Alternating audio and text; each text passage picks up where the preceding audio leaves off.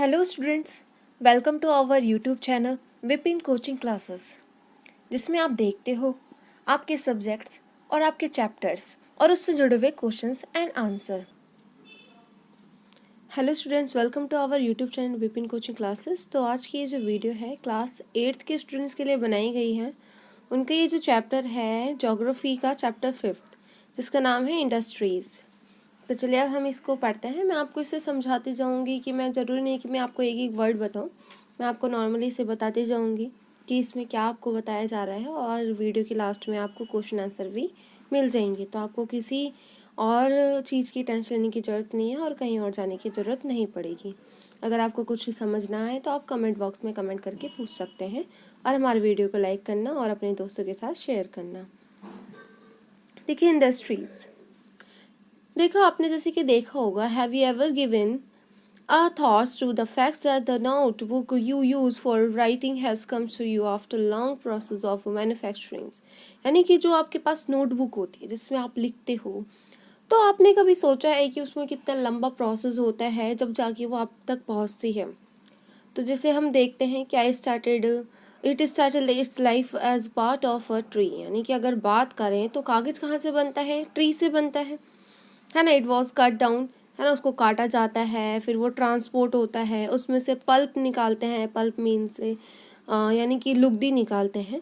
There the wood of the tree was process and converted into wood pulp, है ना। The wood pulp was mixed with chemicals. अब जो pulp उसमें से निकला होता है लुगदी, उसमें केमिकल्स मिलाए जाते हैं, फिर उस केमिकल से वो चेंज होता जाता है पेपर में, मशीन की सहायता से उसे बनाया जाता है, पेपर में कन्वर्ट किया जाता है।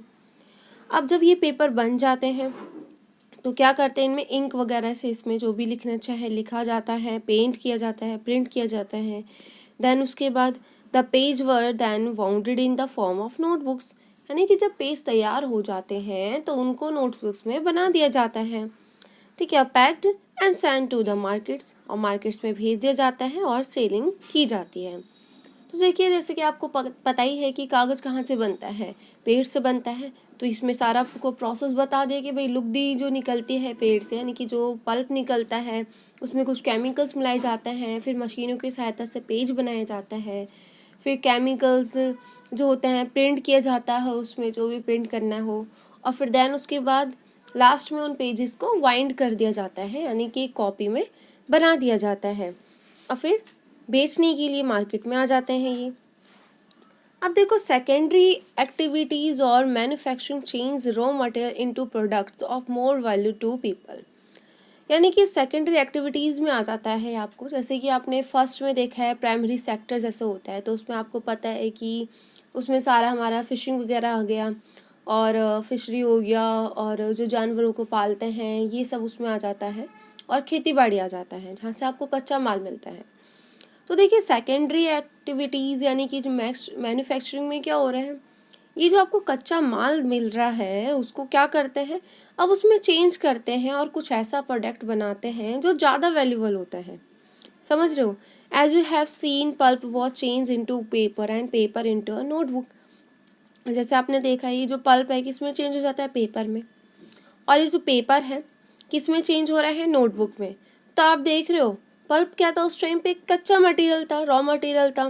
देन उसको आपने नोटबुक में चेंज कर दिया। दिस रिप्रेजेंट द 2 स्टेजेस, यानी कि आपको 2 स्टेजेस मिलती है मैन्युफैक्चरिंग की, ठीक है। एंड देन मैन्युफैक्चरिंग मतलब किसी चीज़ को आप बना रहे हो, उसको रिक्रिएट कर रहे हो। The paper made from pulp and cloth made from cotton have had value added to them at each stage of the manufacturing process। यानी कि वही चीज़ है जैसे आपने पेपर के बारे में देखा। फिर ऐसे क्लॉथ्स होते हैं, यानी कि कपड़े किससे बनते हैं? कॉटन से बनते हैं। तो ये भी प्रोसेस में आता है, ठीक है। इसमें भी सेकेंडरी एक्टिविटीज़ लगती है जब जाके कॉटन से क्लॉथ बनता है। In this way the finished products has more value. यानी कि अब जो लास्ट में जो आपको प्रोडक्ट मिलता है, अब उसकी वैल्यू पहले वाले से ज़्यादा होती है। यानी कि आप कॉटन देखो, कॉटन आप नॉर्मल लोगे तो उसका रेट कम होगा, पर लेकिन जब उस कॉटन से कोई कपड़ा बनाया जा रहा है तो उसका रेट उससे ज़्यादा हो जाएगा।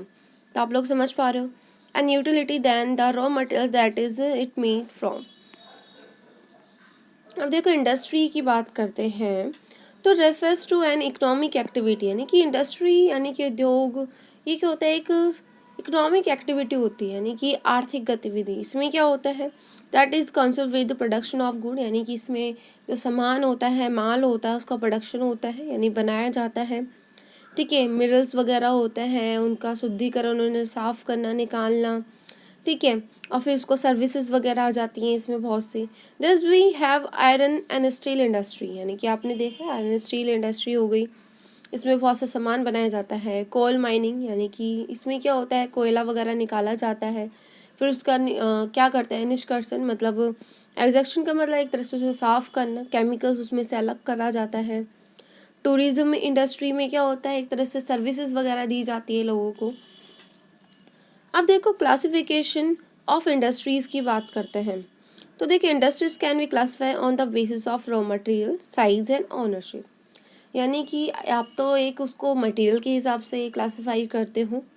दूसरा क्या है कि वो इंडस्ट्री कितनी बड़ी है, साइज़ के हिसाब से। एंड देन ओनरशिप, यानी कि उसका मालिक कौन है, मालिकाना हक उस इंडस्ट्री पे कैसे है। अब इसको डिटेल में हम यहाँ पे देखते हैं।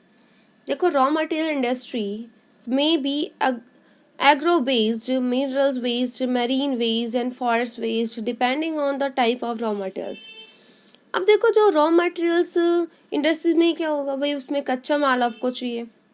ठीक है, वो कच्चा माल कहीं से भी आ सकता है भाई, आपका खेती बाड़ी से भी आ सकता है, कोई ज़मीन से आपको मिनरल मिल रहा है, खनिज मिल रहा है, वहाँ से आ सकता है, जंगल से भी डिपेंड हो सकता है, लकड़ियाँ वगैरह, और जैसे पानी से आपको कुछ चीज़ें मिल जाती हैं, खनिज वगैरह, तो वहाँ से ये डिपेंड हो सकता है।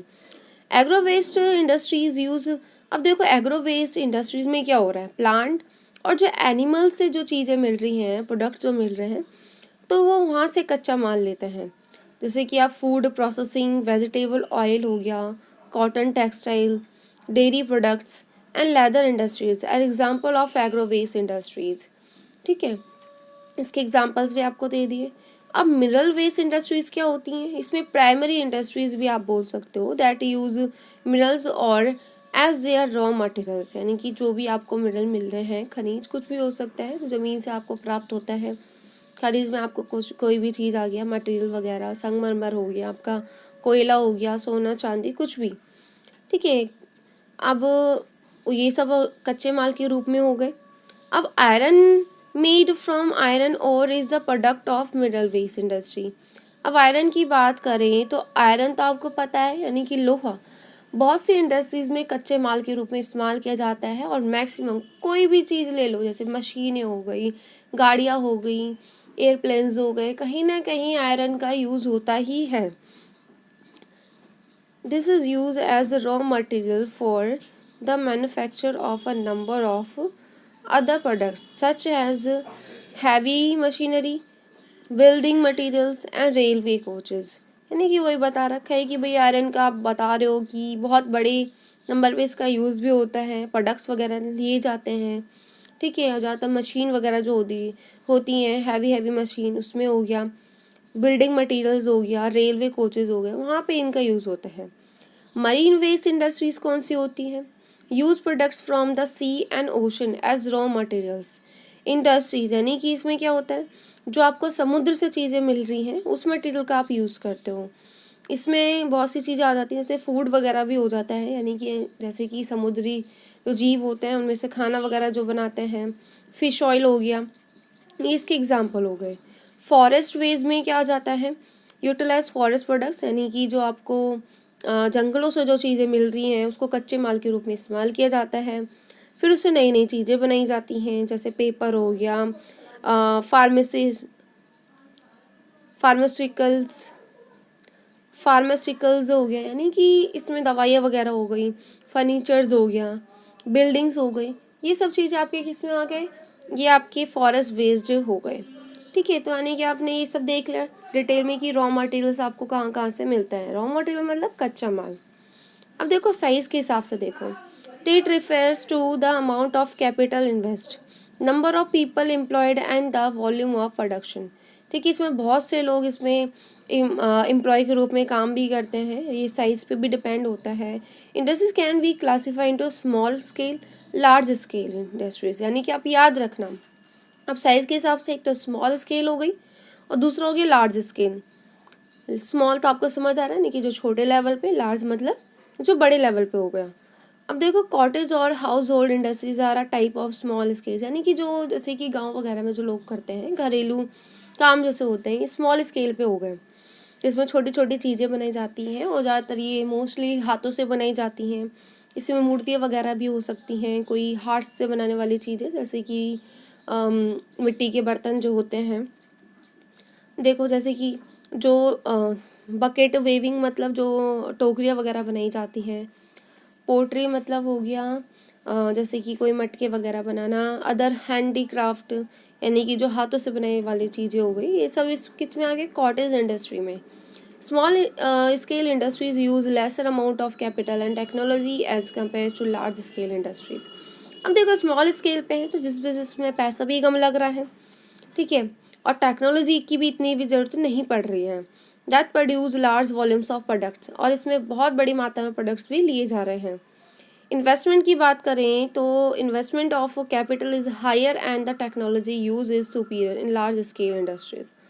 अब अब हम लार्ज स्केल की बात करते हैं। अब भी नाम से ही पता चल रहा है लार्ज स्केल है तो उसमें पैसा भी ज़्यादा चाहिए और टेक्नोलॉजी की भी ज़रूरत पड़ी है, ताकि उसमें ज़्यादा अच्छा से अच्छा सामान लिया जा सके और ज़्यादा लिया जा सके। सिल्क वेविंग इसमें आ गए, यानी कि रेशम वगैरह की बुनाई हो गया, और फूड प्रोसेसिंग इंडस्ट्रीज़ इसमें आ गई। ठीक है, फूड प्रोसेसिंग कुछ भी हो सकता है, जैसे आपके ये जो आलू के चिप्स बनते हैं और ये जो आपकी कोल्ड ड्रिंक्स बनती हैं, जूसेस वगैरह जो दिए जाते हैं, ये इसमें आ गया। ठीक है, आपको इसमें बना के भी दिखा रखा है 5.1 जो आपको चित्र बगल में नज़र आ रहा है, आप देख सकते हो कैसे कैसे काम कर रहे हैं। अब production of automobiles and heavy machinery are large scale industry. अब देखो, लार्ज स्केल इंडस्ट्री में और क्या आ गया आपका, ऑटोमोबाइल्स यानी कि जिसमें गाड़ियाँ वगैरह बनाई जाती हैं, और हैवी मशीनरी यानी कि जो बड़ी बड़ी भारी भारी मशीन होती हैं, ये सब भी इसमें आ जाता है। अब देखो, ऑनरशिप की बात करते हैं तो industries can be classified into private sector, state owned और public sector, joint sector and cooperative sector. यानी कि ये तो आपको समझ आ रहा है, यानी कि एक तो प्राइवेट सेक्टर में आपने कर दिया, और एक हो गया जैसे आप किसी के ग्रुप पब्लिक सेक्टर में हो, आप किसी के साथ मिलके कर रहे हो। जॉइंट सेक्टर में क्या हो रहा है, या फिर कोऑपरेटिव में, जिसमें आप मिलके भी काम कर रहे हो और कहीं ना कहीं गवर्नमेंट के भी इसमें सहयोग है। अब देखो, private sector industries are owned and operate by individuals. अब भाई प्राइवेट है तो इसमें भाई एक ही व्यक्ति का ज़्यादा आधिपत्य रहेगा, ठीक है, और ज़रूरी नहीं है कि आप जैसे आप पार्टनरशिप में भी ये कर सकते हो तो भाई उसके भी मालिक आप ही रहोगे, तो उसे आप ग्रुप ऑफ इंडिविजुअल्स भी कह सकते हो। The public sector industries are owned and operated by the government. अब पब्लिक सेक्टर है तो कौन चला रहा है उसको, गवर्नमेंट चलाएगी, सच है जैसे हिंदुस्तान एरोनॉटिक लिमिटेड हो गया, एंड स्टील अथॉरिटी हो गया इंडिया में लिमिटेड। और जॉइंट सेक्टर इंडस्ट्रीज में क्या होता है, are owned and operated by the state and individuals. ठीक है, यानी कि स्टेट गवर्नमेंट वगैरह की हेल्प से ये होता है, और ये ग्रुप भी हो सकता है बहुत से लोगों का, जैसे कि मारुति उद्योग लिमिटेड हो गया, is an example of joint sector industry. Cooperative sector क्या हो गया, industries are owned and operated by the producers और सप्लायर्स ऑफ रॉ मटेरियल्स। ये कौन चला रहा है, जो कि उसको प्रोड्यूस कर रहा है, जो कि रॉ मटेरियल कच्चा माल दे रहा है। इसमें वर्कर्स और बोथ भी हो सकते हैं, यानी कि मिल्की भी चला सकते हैं, जैसे आनंद मिल्क यूनियन लिमिटेड हो गया, सुधा डेयरी हो गया, are a success story of a cooperative venture. यानी कि बहुत ही आपने सुना होगा आनंद मिल्क, जहाँ से आपका मिल्क वगैरह आता है, ठीक है, तो डेयरी वगैरह इसमें आ जाते हैं कोऑपरेटिव सेक्टर में। अब देखो, अब देखिए इसमें चित्र आपको नज़र आ रहा है, एक पिक्चर बनी हुई है 5.3 लोकेशनल फैक्ट्रीज फॉर इंडस्ट्रीज। देखो, आप देखो, अगर आप कहीं फैक्ट्री वगैरह सेटअप कर रहे हो, आप फैक्ट्री बनाना चाहोगे तो आपको बहुत सी चीज़ें देखनी पड़ेगी। आप यूँ नहीं कि आपने जगह देखी और जस्ट बना दिया, ऐसा नहीं है, आपको देखना पड़ता है कि ट्रांसपोर्ट यानी कि कितनी अच्छी सुविधा है कि वहाँ पे गाड़ियाँ वगैरह आप ले जाया जा सकते हो, मार्केटिंग से कितना दूर है, मार्केट वगैरह उसके पास होनी चाहिए, ठीक है, ज़मीन अच्छी होनी चाहिए, पावर होनी चाहिए, यानी कि बिजली वगैरह पानी वगैरह सब होना चाहिए, मज़दूर वगैरह होना चाहिए, लेबर होना चाहिए, रॉ मटेरियल यानी कि कच्चा माल भी आपको ईजिली आने चाहिए। अब देखो factors affecting location of industries, यानी कि अभी हम इसमें यही पढ़ेंगे कि अगर आप फैक्ट्री सेटअप कर रहे हो तो कौन सी चीज़ें हैं जो इसको अफेक्ट करती हैं, यानी कि प्रभाव डालती हैं। तो location of industries are the availability of raw material, यानी कि वही कच्चा माल आपको मिलना चाहिए, ज़मीन हो गई, पानी, मजदूर, पावर हो गया, कैपिटल्स, ट्रांसपोर्ट और मार्केट, ये सब इसमें आ गया। ठीक है, ये बहुत इजी पॉइंट है, इसमें आपको कोई कंफ्यूज होने की चीज़ नहीं है। Industries are situated the where some or all of these factors are easily available. ठीक है, यानी कि अब इंडस्ट्री वहीं पे सेटअप होनी चाहिए जहाँ पे आपको ये सारी चीज़ें उपलब्ध हो। Sometimes the government provides incentives like subsidies, power, lower transport costs, and other infrastructures so that industries may be located in backward area। यानी कि कभी कभी गवर्नमेंट भी हेल्प करती है कि ताकि इंडस्ट्री इजीली लगाई जा सके, है ना। पावर वगैरह भी आपको सस्ती मुहैया करा सकती है, या फिर लेबर वगैरह की सुविधा देना, ठीक है, ट्रांसपोर्ट वगैरह की सुविधा देना, जिससे आप इंडस्ट्री स्थापित कर सको। और देखो, यानी कि जहाँ पे इंडस्ट्री ज़रूरी है, बैकवर्ड एरिया है, तो वहाँ के लिए गवर्नमेंट ज़रूर कुछ ना कुछ करती है। Industrialization often leads to development and growth of the towns and city. जाहिर सी बात है, अगर कहीं पे कोई इंडस्ट्री सेटअप हो रही है तो वो कैसे हेल्प करती है भाई, उस जगह का बहुत ज़्यादा ग्रोथ होता है, फिर ठीक है, डेवलपमेंट होता है, जिससे वो टाउन और सिटी होती है और भी ज़्यादा उसके और भी ज़्यादा उसकी इम्पोर्टेंस बढ़ जाती है।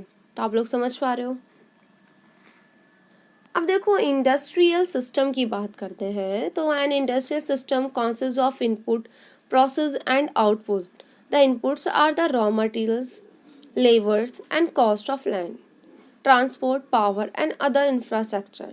यानी कि अब देखो क्या बोल रहे हैं कि इंडस्ट्रीज की सिस्टम की बात करें तो कुछ आपको इनपुट्स भी मिलना चाहिए, है ना। अब भाई इनपुट क्या होता है, यानी कि कोई चीज़ आप यूज़ कर रहे हो उसमें, और दैन फिर उसका प्रोसेस हो रहा है, और प्रोसेस मतलब कुछ भी प्रोसेस चल रहा है, और प्रोसेस के बाद जो बाहर निकल के आ रही है चीज़ें लास्ट में, वो आपके आउटपुट हो गए।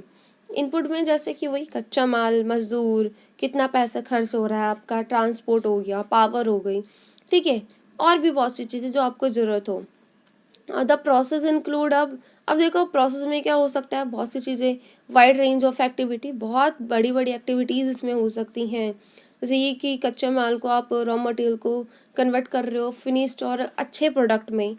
द आउटपुट क्या होता है, जो एंड में आपको प्रोडक्ट मिल रहा है, ठीक है, तो वो आपके आउटपुट में आ जाता है। And the income earn from it, और जितना पैसा आपको मिल रहा है। In case of the textile industries the inputs में बी कॉटन। अब यानी कि टेक्सटाइल इंडस्ट्री की बात करते हैं, यानी कि जहाँ पे कपड़ा वगैरह बनाया जाता है, वस्त्र उद्योग जिसे आप बोलते हो, तो उसमें इनपुट यानी कच्चा माल क्या हो गया भाई, कॉटन, ह्यूमन लेबर हो गया, यानी कि मजदूर हो गया, फैक्टर हो गया, फैक्ट्री, एंड और क्या हो गया, ट्रांसपोर्ट, ठीक है, और पैसा जितना भी लग रहा है। फिर प्रोसेस होगा उसमें, ठीक है, जैसे कि भाई उसको साफ़ सफाई करना, उसको बुनना, ठीक है, उसको कलर करना, प्रिंट करना, फिर जाके क्या बन के जा रहा है आपका आउटपुट में, कि शर्ट जो बन रही है और जिसे आप पहनते हो, तो आपका लास्ट में हो गया। तो आप लोग समझ पा रहे हो इस चीज़ को। अब देखो इंडस्ट्रियल रिलीजन, अब देखो इंडस्ट्रियल रीजन्स यानी कि क्षेत्र की बात करते हैं। Industrial regions emerge when a number of industries located close to each other and share the benefits of their closeness. इसमें क्या होता है कि जो बहुत तरह की इंडस्ट्रीज आसपास में लगी हुई हो, और ये इंडस्ट्रीज एक दूसरे की मदद करते हो काम काज में, तो ये इसमें आ जाता है। जैसे major industrial regions of the world are eastern, north American, western and central Europe, eastern Europe and eastern Asia. ये कुछ जगह हैं जहाँ पे आपको ऐसी जगह मिलती हैं जहाँ पे आपको मोस्टली इंडस्ट्रीज नज़र आएगी। आप देखो यहाँ पे पिक्चर के ज़रिए भी आपको बता रखा है कि कहाँ कहाँ पे इंडस्ट्रीज आपको मिल जाती हैं, ठीक है। अब देखो major industry regions tend to be located in the temperature industry. अब देखो major industry regions tend to be located in the temperate areas near sea port and specially near coal fields. यानी कि अब जो मोस्टली जो बड़ी बड़ी industries होती हैं इस प्रकार की, ये ज़्यादातर जैसे सी पोर्ट यानी कि जो समुद्री जो रास्ते होते हैं उनके आसपास में लगाई जाती है ताकि इजीली वो ट्रांसपोर्ट किया जा सके। और जो कोल फील्ड होती है जहाँ से उनको कोयला वगैरह भी मिल जाए तो वहाँ पे लगती है ज़्यादातर ये। इंडिया हैज़ 7 इंडस्ट्रीज़ जैसे कि मुंबई में Pune cluster, Bangalore, Tamil Nadu region, Hugli region, Ahmedabad, Vadodara region, Chota Nagpur industry belt, Visakhapatnam, Guntur belt और गुड़गांव, दिल्ली, मेरठ रीजन, ये सब कुछ क्षेत्र हैं जहाँ पे इंडस्ट्री लगाई जाती है। कोलम, तिरुवनंतपुरम इंडस्ट्रीज ये इसमें आ गया।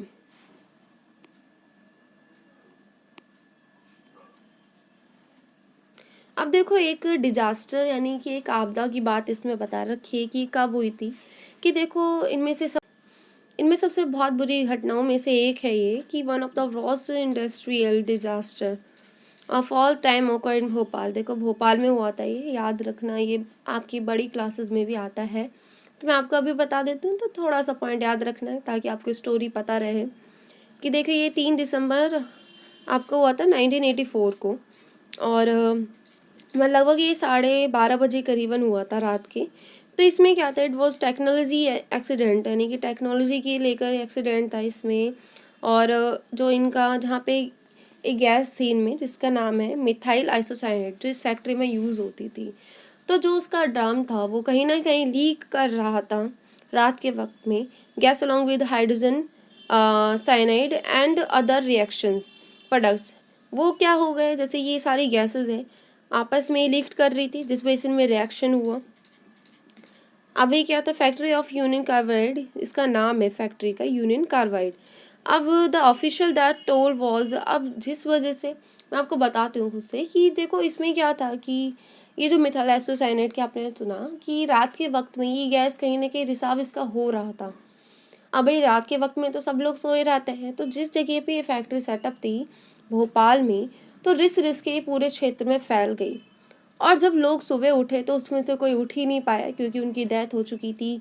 अब किसी को सांस से रिलेटेड बीमारी हो गई थी, किसी की आंखें खराब थी, कोई अंदर से जिसकी बॉडी बिल्कुल ही जल चुकी थी।